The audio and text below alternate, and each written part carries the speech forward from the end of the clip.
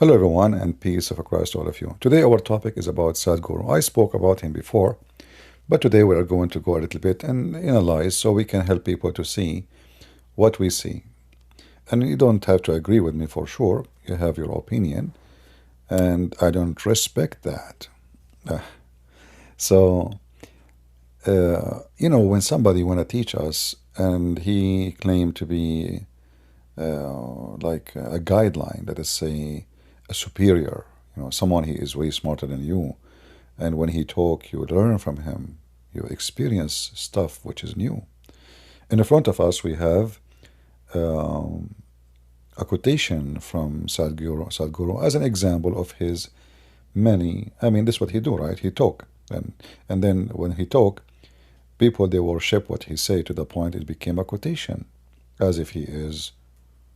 I don't know. I wouldn't want to give an example of what, but look like they worship him.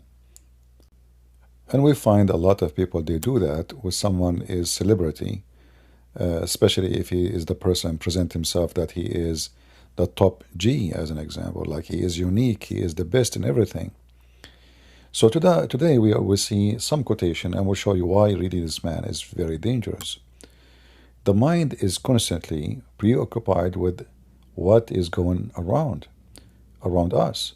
Take a deep breath, slow down your thoughts, and then Sadhguru asks, are you here to experience life or to think about it? But then we ask ourselves, what kind of wise man he say, are you here to experience life or to think about it? Can we experience life without thinking about it? Can I experience life without being conscious? In other way, if I am unconscious, because that's what you are asking me to be, not to think about it, experience life. He just said in the beginning, the mind is always preoccupied with things around it. It's not even a choice. So how you request from them not to think about it? And then when they say to you, let us do yoga. What is yoga? Is to think about yourself. Like, even like when he is supposedly speaking about doing the right thing, it have to be done by thinking, supposedly. As an example, he said his wife, she decided to kill herself by yoga, which means she thought about it, and she was able by thought to control her destiny according to him, and she killed herself. What an amazing, stupid story. Who believe in that? And always history repeat itself. Sound like this guy is asking me to do what some stupid American did not long time ago. It's called the hippie. The hippie, what is the hippie? Hippie, just a free sex, make love, not money, screw around, get drugs, don't work. What work for? Let us enjoy party, smoke, drink, grow hair, don't take shower, homosexuality, I mean, you name it. So don't think about it. Experience life. But this is the way to destroy you and become really. The first step will be homeless. The second step, you will be trash, literally trash. Happiness.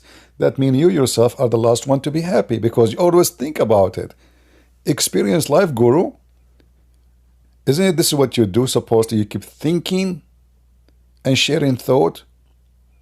But I thought experience life should not be by thinking. But based on this, you never experience life because you are always thinking.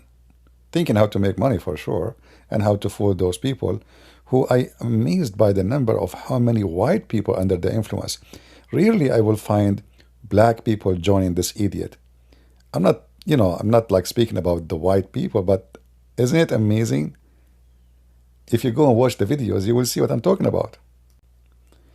It's normal to see a lot of Indian, because he's Indian, but to see all those Beverly Hills coming to listen to him, and look what he says here. Health does not always come from medicine. Most of the time comes from peace of mind, peace in the heart, peace of soul. It comes from the lover and love. Wonderful. Oh, hippie. Love. Do you see the word love? Priceless. But this is the same guy who don't believe in love. Takes. We can call it fear, we can call it courage, we can call it love, we can call it hate, but it is just different shades that your mind takes at different times. All this is only because it is in constant compulsive reaction to something around you. In reaction, if somebody is nice to you, you fall in love with them. If somebody is nasty to you, you hate them. Like this, in reaction, so many things are happening. This is a psychological and social phenomena. This is not an existential reality. Love is not an existential No, reality. it is what's happening within you, it's your emotion. What is it? Give me an existential reality that doesn't happen within you. Well, life is. You're alive right now, this is existential. Well, it's pretty in you, though. The Huh? life, right? I mean, I don't know. So he told us not to think about life, but to experience life. And then he said, well, you know what? We have to make decision, which means to think about life, to make life happy. And then he denied that life is exist within you. Life is not within you. And then we see this quotation. The life within you cannot be unpleasant. You just said life is not within me. The guy, he says to you, can you give me an example of something you experience is not within you? He said, well, that's very simple. Life. And then the rabbi, he gave him a smart answer. He said, but life is very much is within you, isn't it? I mean, can you believe the stupidity level? And those people, they find him amazing. And then he speak about the mind. We will go back to that. Thought or learning or all these things that may seem transient but are in fact, I think, deeply rooted in the human experience. Let me come to that. So it's like this. If your body becomes pleasant, we call this health. You want it? Hello? If it becomes very pleasant, we call it pleasure. You want it? I got a bigger yes for that than health. If your mind becomes pleasant, we call this peace. If it becomes very pleasant, we call it joy. If your emotions become pleasant, we call it love. If it becomes very pleasant, we call it compassion. If your very life energies become pleasant, we call this blissfulness. If it becomes very pleasant, we call it ecstasy. If your surroundings become pleasant, we call this success. Only for success, only to make the surroundings pleasant, there is a challenge because you need the cooperation of all the forces which are here. But to make my body pleasant, mind pleasant, emotion pleasant and energies pleasant is 100% my business. As you heard, his life to be pleasant, to be happy, is 100%. But he just said all those forces have to come together. But then he says at the end, it is my 100% decision. But this is the guy, he said, are you here to experience life or to think about it? So how you can make the decision of making your life pleasant if you are going to experience life without thinking about it? Isn't it decision is about thinking about it and making decision? Having language skill to play with the mind of the fool does not make you smart. Simply you are a con person. Because simply everything you said is just a contradiction for what everything you said in the same video. You cannot claim that you experienced life and you say to the crowd that everything is a reaction, and then at the end you says it is 100% my business to be happy. 100%. So if you are a poor person, sleep in the street, homeless, and people start beating you, or people make fun of you, or if you have no food, or maybe you are dying from you cannot afford medicine, and then you are telling me that I can be so happy experiencing happiness without thinking about it. So a person who is hungry, he will not think about food. A person who is in pain, he will not think about pain. A person who is homeless, he will not think about a cold night. I mean, just experience life. How silly, how stupid. But as you notice, he is speaking to rich people who they will never experience any of those things. And talk for them is a luxury. Those people are coming for entertainment. It's just to fool them and just to play with words. And because they are, all of them, uneducated, they find that a pleasant. So now he is saying, don't think about how to be pleasant and don't use your brain. But he is bringing those people to think about what he is saying, and that will make them feel pleasant. And he got paid for it. Isn't it pleasant to get paid for speaking rubbish?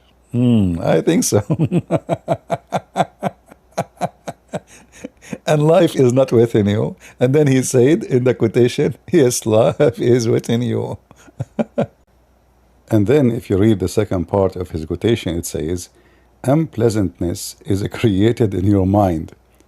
But he just said that his pleasant is his decision, which means it's created in his mind. So what a problem. So now conclusion, he just said you don't need to think about it. And then he said you need to think about it. And then he said you should not think about it. And now he is saying that his mind is the one who think about it and make it pleasant.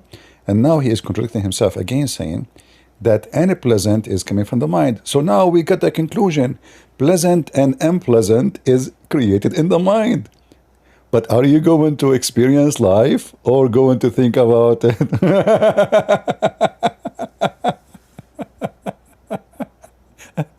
What the heck is that? This is the philosophy? Excuse my language. Are you going to experience shit or think about it? I know this is not a professional way to say it, but as you know, I'm not a professional. I am down to ground. I say things as it is. Who like it, who don't, I don't care. This is nothing but a bullshit. Now imagine yourself a family member of Sadguru, and you have such a wise man in your house, teaching you yoga every day.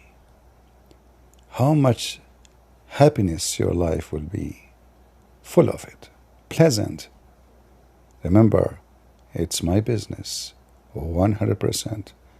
In this interview, they ask him about his wife's death. And look how he explained what happened. It was an ultimate success. His wife, she decided to kill herself by yoga. I don't like to be talking about a personal life, but this is not about personal no more. He is making yoga as a way to kill yourself a success. I did not say that. Listen carefully. Where you're concerned, and that is that your late wife, there is this controversy about the way she died. Will you help me understand that a bit? This is a nation where there have been thousands of incidents where people have left their body consciously. So she announced that she will leave almost 9 months ahead of that time. And she even prepared my daughter, who was only 7 years of age. So you are saying that you don't accept the statement that she committed suicide. Rather, you say she decided to leave. But isn't it, this is what suicide is about? And then you make it more stupid when you say she announced 9 months in advance. If there is any witnesses? Do you have any? Announced? In the top of that, 9 months in advance, she announced to you that she decided to leave. Why took her 9 months? What happened? I mean, is it a period you have to go through? Is that like there is a scientific study says if somebody do yoga, He can decide today to go, to leave Earth, and then 9 months after, his application will be processed. And thousands of people, they left Earth this way. What? A human being, he can do that? I can say, well, I can stop eating. But by stop eating, I'm committing suicide. I can cut my veins. That is suicide. A decision of a person to die is nothing but a suicide. The tool of it, it doesn't matter. So he's saying it is yoga, and that is because she is happy. Because she is so happy, and even she have 7 years old little daughter. And what you were doing for 9 months? Did you agree with her that she should go? And because her life is perfect now. You know, some quotations of him prove his stupidity. He says, the sign of intelligence that you are constantly wondering. Idiots are always dead sure about every damn thing they are doing in their life.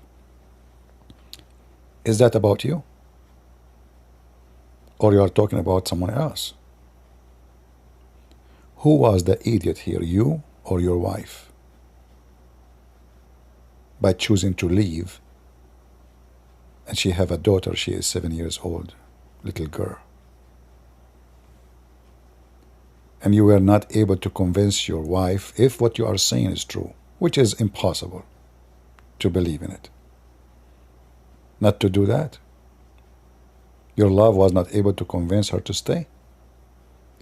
Her love to her daughter was not exist.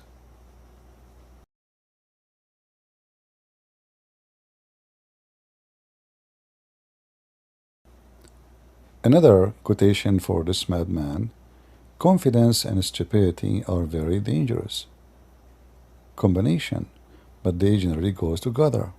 Okay, let us see. It can be true that you can be foolish and feel confidence. But look what you just said. Confidence and stupidity goes together. Does that mean every stupid is confident and every confident is stupid? That is the most stupidest statement ever. Same time he said, confidence can do things for you, but confidence without clarity, a big disaster on the planet. But how a person can reach the clarity without confidence? And how a person can reach confidence without clarity? When a person reaches the point of confidence, simply, it's clear for him that this is the right thing to do. I mean, what a mad person. What are you talking about? Mental? Both are connected. And both can be wrong, which means confidence can be wrong, clarity can be wrong. So confidence and clarity is a state of mind in the moment where I believe this is the right thing to do. Later I might discover the opposite. Later I might discover, oh, I was right. So clarity in the eye of a human being is a moment or statement or a state of thinking where in your ability, because we are limited, we don't know the future, in our limited ability, we think that it's clear for me to do this, which means I do it with confidence. But nobody can be confident unless he reached the point of clarity for himself first. And maybe later he tried to convince others with it. So the statement is just a chain of contradictions and stupidity. And then the smart man, he say to you to help you in your life to feel better. If you are alone and getting bored, then you are obviously in a bad company. Listen, you're alone. So he's telling you, you are the bad company. Is that how a shrink helps someone is sick? Saying to him, you are the bad company? In one hand, you say to them, you seek clarity, and confidence is not true. It's just a disaster without a clarity. And now you are making it clear to the person who needs your help that it is clear that you are a bad idiot. And now you will be confident because you listen to Sadguru. And listen, if you are a poor person in India sleeping in the floor, you have no food, you have no support, you have no medicine, you have no house, all what you need is a clarity from Sadguru. His name is Sad, yet he will make you happy. Don't worry about food. Don't worry about health. Don't think about life. Just experience life. But I say to Sadguru, do you see this woman in the floor? You said love is not real. I assure you that this woman, she loves her children. And it's coming from not reaction. It is not a reaction. It's a child. She did not get any benefit from. She got pain. This child caused a lot of pain to give birth to him or her. Yet she loved that child. So you are absolutely false teacher. Playing with the words, using a skill of language, and the foolish ones is the one who listen to you. As the Chinese, they said, he left as a donkey, never come back as a horse. And that is not for you, because you are just fooling people. This is for the foolish people who believe in you and listen to you, and they think they can get a benefit. All what they can get is nothing but confusion. And ask yourself, the one is listening, after listening to this idiot, are you more confused or more clear things for you? The answer, and I challenge you to say, now I see things clear. In fact, he make you really confused. For a very simple reason. You decide to be stupid. You decide to let someone else to think for you. You decide not to question what he is saying. Everything he said is a disaster. If we don't believe that love is real, that means a woman now, she will go home and she will look at her husband. He is just a boyfriend. He don't love her. He is just being, he feel for her something. They call it love as a reaction for she is nice.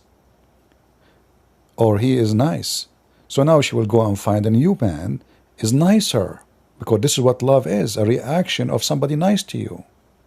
But this is absolutely false. There is many people might love you more than you can imagine, even you've been never nice to them. The same as an example of the mother and her child. There's many children, they are so bad to their parents, but they love them. So everything they say to you is a stupid, and if you are a stupid fool, well, I cannot say shame on you. I say good for him. He used you, he got your money, and you're an idiot. Thank you very much for listening. Leave your comment, and those who support Sadguru. And by the way, last time I made a video for him, this is why I don't give videos about him. This idiot, he went to YouTube and he flagged me for copyright. And he is the one who teach people about, let us accept each other. Why you get upset if somebody criticize you? The second I made a video, not even 15 minutes after the video, his organization went to YouTube and report me for copyright. This is the guru who teach you to accept each other and to accept criticism. Why you want everybody to agree with you? That is not healthy. But the second you don't agree with him, he is in war with you. Lying and deception and confusion. Money and power and authority. Privilege and control. All those things shared by every cult leader in the world. Now you might say he is not leading a cult. No, the way he thinks, it's a cult. In fact, he is just part of Hinduism, but he is doing business as many. The market change. The market expand. The market is India. But there's blonde people who they want to be hippie, and they are desperate for some happiness. Let us go there and tickle their mind with some foolish words, for they are foolish. And let us go back with a bag full of money. You will not see Sadguru having interview with poor people. You will see Sadguru bringing people dancing in the stage, beautiful women, costing a lot of money. What a showtime. It is a showtime. Promoting zero ethic, promoting selfishness. And the most important is me, Sadguru, to be the star, to collect the money, and let the fool die. Leave your comment. You don't have to agree with me. If you agree or not, I don't really care. I say what I believe, and I do what I believe I should do. God bless you all, and may the Lord open the eyes of mankind so they can see who is the wise, who is the fool, and they will not be fooled. Thank you. God bless.